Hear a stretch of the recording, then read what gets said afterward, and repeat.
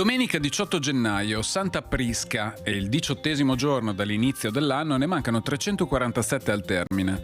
Il sole sorge alle 7:45 e tramonta alle 16:58. La luna si leva alle 7:55 e tramonta alle 16:23.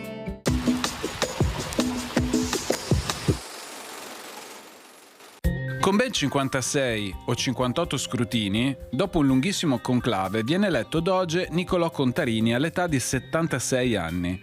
Il suo fu un dogato sfortunato. Infatti, oltre alla terribile epidemia di peste che semidistrusse la popolazione della Repubblica, vi fu anche la guerra per la successione di Mantova e del Monferrato.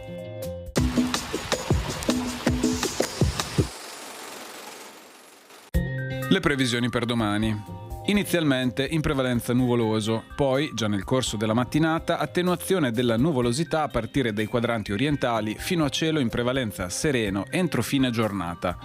Nella notte, fino a parte della mattinata, sarà ancora probabile qualche debole precipitazione sui settori centro-occidentali, nevosa oltre i 1000 metri, in esaurimento entro il pomeriggio.